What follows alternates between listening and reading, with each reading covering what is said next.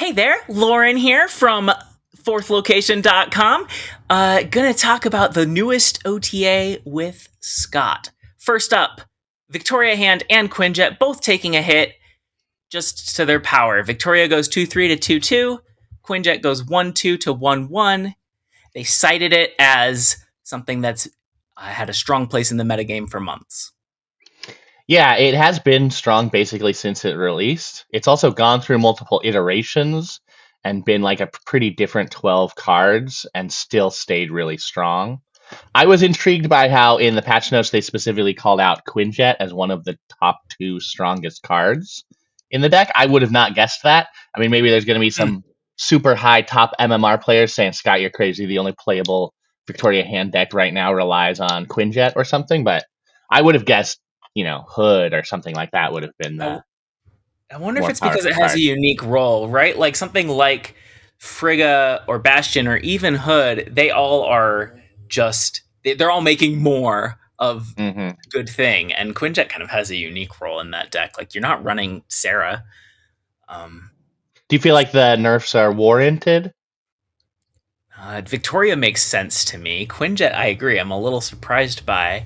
I think one reason she's been so ubiquitously strong, even as the deck has changed around her, is she buffs herself, right? So, Yeah. like, the strong Victoria thing is make more Victorias, and that's not changing here. Yeah. So, That would have I'll be been a interested. nice little elegant change is you just change that she buffs other Victorias. That's my dream, is that they change her to other created cards. But they say in the notes, hope we don't have to make larger adjustments in the future, but we will if we have to. And I hope that means that they'll try that ability change before making her a 3. I think that would just change the Yeah. identity of the deck. I really like Victoria Hand as a card. I like the deck. It's one of the decks I play the most. So I hope that they don't end up changing the play pattern. I hope that this ends up being a gentle nerf, but I hope it like brings it in line. I think I'm actually fine with Quinjet being a 1/1. It's one of those like, why is this card dying for the sins of this other one thing? But Quinjet does so much. Why does it Mhm. need to be a 1/2? Like it's just whenever it's in any deck, whether it's this deck or other decks, it's doing a ton. It's discounting 8, 9 cards or whatever. So Right. The I'm decks fine that it with that going to one synergizes with, one. yeah. It's a Yeah, 1/1 with a ton of payoff, or it's a 1 cost with a ton of payoff. yeah, So, I'm fine with that going to 1/1. I'm fine with Victoria Hand losing a point. It's a strong deck. I'm totally fine with this change. yeah, I think it'll survive. Okay, a bunch of changes that surprised me. Didn't see these coming to a handful of vanilla cards. Misty Knight, Shocker, Cyclops, and Hulk all gain power. Misty goes 1-2 to 1-3, Shocker 2-3 to 2-4, Cyclops 3-4 to 3-5, and Hulk 6-12 to 6-14. Mhm. So by percentage, Misty Knight is getting the biggest buff. The buffs go True. down as you go. Like the Misty Knight got the biggest buff, Shocker got the second biggest buff. That's a good Um, call out. yeah, but so Like I one don't know. I power mean, on a one cost is a lot more important. I would love for Shocker to be able to see some play in High Evolutionary. I think it's a cool card. There's cool variants, and it's never broken in. But I guess let's just talk about the concept of the no ability cards, the vanilla cards first. Mm. Like, did you view it as inevitable that they would do this someday, or are you surprised they ever did it? I mean, if you had asked me that before they buffed Thing, I might have been like, no, this is the baseline that they're tuning the entire game around. Although that's not really true as much as it is for like, old Shang used to define the game. Yeah, Um, but I think having seen Thing get buffed, it's like, yeah, we're in a we're game gonna that's do it. different Yeah, than it was 3 years ago. There's inevitable power creep, even as much as they've tried yeah. to control it. It is very appropriate to make your vanilla cards have higher bases so that there's more room to undertune things that come with upside. Well, I think it's interesting what you said about they're tuning the whole game around. I think there's all this talk in the game community of it has to be like, oh, it's a 3/5 with upside. It's like if this card's bad, it's like a Cyclops with downside or upside or whatever. But they don't actually tune the game around it. The vanilla No. cards aren't supposed to be good. They're not supposed to be playable. So I kind of view it as irrelevant. It's more like it's a buff to high evolutionary. But they call out in the patch notes that this is like allowing them to create cards at different power patterns, but I kind of don't think it actually affected it. That was kind of like an imaginary effect. If you want to make a 2/4 Colossus, spoiler alert, you don't have to have 2/4 Shocker to be able to do that. There's nothing inherent about you can't make a 2/4 Colossus if Shocker's 2/3. But people do act like that. So I don't know. I'm actually at least looking forward to this having a positive effect on the discourse around balance in the game, because people reference these vanilla cards so much in a way that they just aren't really doing that. Yeah, that's totally a perception thing. And Glenn has tried many times to say, like, Yeah. no, the vanilla cards are not the baseline. They are below baseline. Well, I think that's what's interesting is Glenn has said that multiple times, and I think he's really right. And I've tried to explain his points to other people. But then in these patch notes, they do kind of reference it. And it's a different author of the patch notes now. Like, I think the way patch notes has been written has been very noticeably changed as it's gone from Glenn to different team members. Yeah. So I'm curious if this would have been presented this way if Glenn was still writing them, if it would have been even a change they made. I don't know. I'm just curious to see the quirks of how the balance change is evolving and changing. Yeah. I was gonna say, so yes, high evolutionary changes, the early game changes. Early game. Maybe it's targeted to early game. Yeah, and you can't say vanillas are never relevant, right? If they made them good enough, Patriot would be a real deck again. I would like them to make them good enough that Patriot's a real deck again. Yeah, but I think they would need quite a lot of buff to compete with things like Ultron or Doom or whatever. Well, notably, they did not buff Wasp. If they made Wasp a 0/2, I would love 0/2 Wasp. And but then you have to make Jacket? you have to make Yellow Jacket 0/3. Don't threaten me with a good time.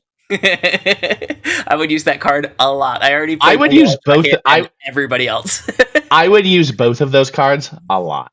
Yeah, they would both be really good. Well, and Thing didn't get a buff because he got a buff like a few months ago, and then Abomination didn't get a buff, I guess, because he's good in Affliction decks. They've said before that he wasn't it one time they tuned him or something, and I swear there was some note where they said he was one of the best cards in the game. He got it was. I think it was one of those questions. I think it was one of those questions of like somebody trying to be like a smart aleck in the Ask the Team, and Glenn being like, actually, if you slice the data this way, we saw Abomination was one of the best cards in the game. Yeah. But Abomination did get a buff in like 2022. Oh, did he? Like just a 1 point buff or 1 point buff. So he got a buff a long time ago, and Thing got a buff recently. So Abomination is too good. I have seen Affliction decks that just have High Evolutionary and Abomination. Like that's reasonably common. Yeah. So I guess it shows that his evolved ability is so good that you can just throw the 2 in. So if you give him 10 points, if you give him 10 points in a post Shang being good world, I mean, I could see how they're reluctant to do that. I really briefly want to talk about these cards as the baseline, right? I think it more or less makes sense for 0 through 3, maybe even 0 through 4. Do you feel like 4, 7, 5, 9, and 6, 14 are the baselines? I feel like there aren't very many 5s that are actually that big. Well, so like if you think of I think the best way to think of the baseline is not with the vanilla cards. It's like what benefit am I normally getting from a card in this slot? What benefit are you getting from a 5 normally? Like what's the most commonly played 5?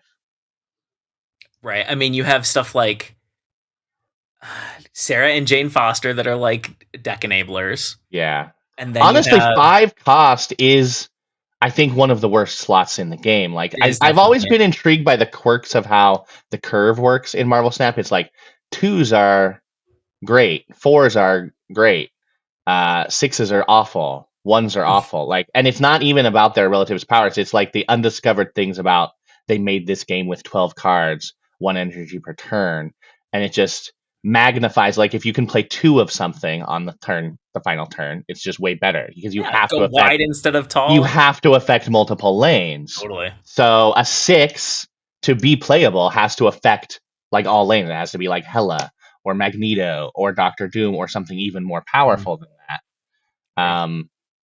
So I don't know. I mean, it's curious, like to figure out what the vanilla 5 is, like the value of a 5. Yeah. I mean, I feel like with 3, we kind of know. It's like 3-5. 3-5 is pretty good. Yeah.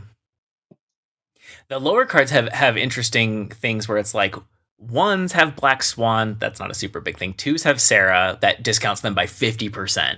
Threes have Surfer, four has Zabu. 5 and 6 doesn't have anything like that. I would like them to design specifically like a 5-cost payoff card. Yeah. Kind of Chamber. Well, I've said this before. I think I said it on maybe your podcast, your podcast that you're on. That if they made Chamber just a 5-cost payoff, but made his buff a little bigger, I would love that card. Yeah. All right, let's go on. They also tuned a pretty new card, Wade Wilson. Still a 2/2, but now when he's destroyed and replaces himself with a 1-cost card from your hand or deck, it gets +2 power instead of +1. So I recall you and I having basically the same reaction to this card before it was released, which was it's terrible. Yeah. Because you can't destroy it. You can't destroy it till 3, which means you're not destroying your Deadpool till 4. I mean, and maybe like it gives you some deck thinning, but starting on turn 4, so it's awful. So it's just like I couldn't see the upside. I couldn't see the upside of playing it. But I actually do think the one extra point here might make it a real thing because it's not just going from +1 to +2. It's going from +1 to +2 on a Deadpool potentially. Yeah. And then that doubles. So like Wade Wilson is meant to be like a fail case in your Deadpool deck. Like if you don't draw perfectly, he helps you win the game anyway. Now maybe he'll actually fulfill that role. I think the extra point of power might be enough that Deadpool is his best synergy. Yeah. The small amount of Wade Wilson decks I had seen going around didn't even always run Deadpool. Yeah. Exactly. I think that's exactly right. Like it was like he was as good just to grab anything or whatever. Now he's specifically good with Deadpool, which was obviously the design intent. They don't want things to be good with just one thing, but they obviously wanted Wade Wilson to work with Deadpool when it's I'll destroyed. be really, really interested to see how that plays out. Yeah. Okay. Ending it with a bunch of cards that got just 1 point of power, but I'm interested if there's any of them that you want to specifically talk about. Colossus 2/3 to 2/4, Cable 2/3 to 2/4, Iron Fist 1/2 to 1/3, Airwalker 3/3 to 3/4, Master Mold 2/2 to 2/3, Walking Torres 2/2 to 2/3, Doom 2099 4/4 to 4/5. Any of those stand out to you? I mean, I have been campaigning for Colossus to 5/10 forever. I just think it makes sense there. Cool he would card. have utility there. He'd have an identity, but it's a low series card, so I don't know. That might actually be too good at really early series play, and it would be barely intriguing, even really in modern play at 5/10. But I don't know. 2/4 is these days. 2/4. I mean, I've tried Colossus in things like Namora or whatever. I don't know. I mean, it's not the best buff for him, but it's just the one they're doing, I guess. I do wish they'd make him even a little bit bigger because if you are running Colossus, and I mean you're not unless maybe you're doing Nomura things, but like he could win one of those destroy lanes, right? Like he could win an Altar of Death or a Death's Domain or Rickety Bridge. But 4 isn't really enough to do that against many decks. You know, you can't beat Brood. You can't beat like a lot of the movers. 4 power just isn't enough. Is he way too good at 2/5? I don't think so. Do you think that people would be running him everywhere if he was 2/5? I think he would see play at 2/5. Yes. I think he'd be a pretty good card. Everywhere. I think he'd be a pretty good card at 2/5. I don't know. 2/5 gets me excited, you know? Makes me want to open the deck builder. 2/4 is like, who cares? Yeah. Agreed. Okay. Any of the others? Cable, I think Cable at 2/4 might be good enough to just kind of play in some stuff. Yeah. Maybe especially in something that's running Quinjet. I guess not. Well, but see, I think that's created cards now, isn't he? So it doesn't. I think that Cable specifically, like, is a little bit hurt by Victoria Hand being like one of the top decks because they don't have any synergy. Doesn't count as created. So, yeah. So I don't. I mean, I think that that's probably why his play rate is really low. That he's getting the buff. He wouldn't be played in that kind of deck. He'd have to just be played in like a, I don't know, just a tempo deck that just wants to get some asymmetry of Maybe information. like Arisham stuff or whatever. Yeah, something Um, like that. yeah, Cable's interesting because like I'm not worried about Mill getting stronger as far as like it's not a threat, but Yeah. also I don't want it to be a threat. Like let's keep Mill down. Well, yeah, I think that's the thing. I think that the card has some use now, and I might try it, but I'm not trying it in Mill because Mill is Well, terrible. it was popular for a little while. I remember it Mill is being meta popular, and before. I Oh, guarantee you sorry, a not ton of Mill. I people. remember Cable being Oh meta yeah, yeah, in times past as kind of just like an yeah. info card. Yeah, Yeah, exactly. So maybe he'll fulfill that role again, or maybe that we've moved beyond that kind of function. yeah. But people are definitely going to try him in Mill. You're going to see a bunch of content creators put out a Cable deck with a Mill deck with Cable. Mill makes you feel like you're doing something, but it's not achieving anything. Don't do it. Don't do it. Yeah. Uh, Iron Fist going Iron to one Fist, three. Just match Iron goes Fist. Spider. I think it's funny because they're like, we're trying to zero in on the right calibration for move. It was pretty hard. Now it's up to 1-3. I think Human Torch is secretly fine. I think it's a good deck. It's obviously not as good as it was, but you can play Torch Tribunal and win games. You can play Yeah. Classic Move and win games. People stopped playing a little bit because it got nerfed. And especially the people who actually play the deck, the top players, were looking for any excuse not to play the deck. They hate it. So Yeah. its play rate plummeted, but I think it's still probably pretty good. And then now a couple more people pick it up again because Iron Fist went to 1-3. Yeah, and now that it's the play rate has plummeted, Mercury's Yeah, not around anymore. yeah, Right. yeah. There's still plenty of Shadow King, but you know. Okay. Any others? Airwalker, I think you said you wanted to say something Yeah, about. Airwalker. I think everybody wishes that they restored the Morgan Le Fay synergy. They did call out in the patch notes specifically. They don't want to balance around that, which I agree with. But then you're just leaving Airwalker to just die on the vine. Make him a 3/5 then, or make Yeah. him a 2/4 or something, so that he can get destroyed much easier. I know he's just a nothing card now. Yeah. I don't know. Would you change him a different way? Like make him pull a 3 cost?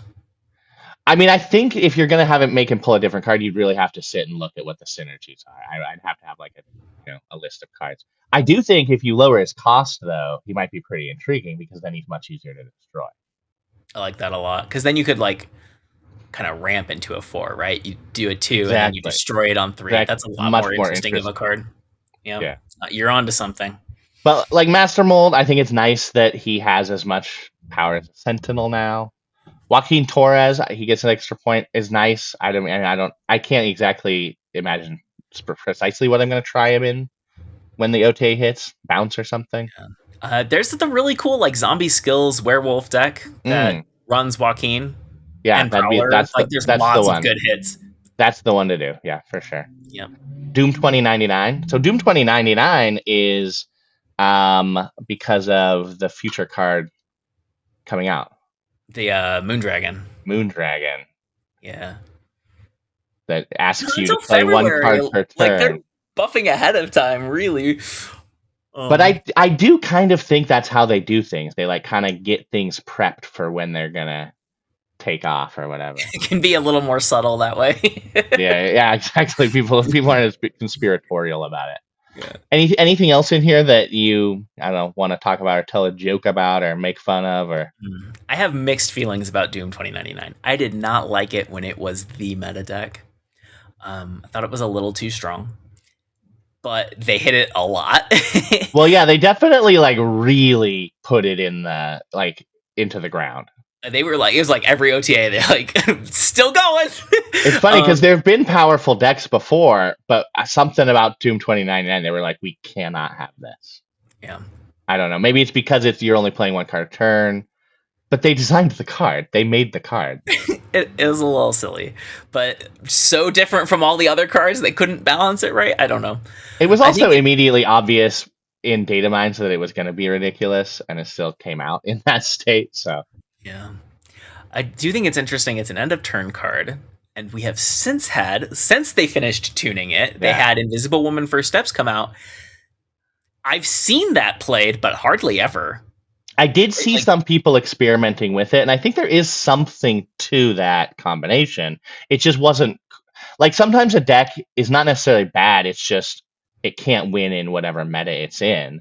But if Yeah. there's meta shifts or cards get buffed, like if a card gets an extra point, maybe it can be something. I don't know. I think it's kind of just like if you were going to be an Invisible Woman First Steps deck, there were better ways to do it. Yeah. All right. Well, that's the OTA. We'll have this up when you're listening to it. Yep. Come see more of our thoughts on all sorts of things in the game, analysis on the Team Clash economy, and deck guides for it at fourthlocation.com. Anything else? That's it. See you Okay. guys next time. Bye, y'all. Bye.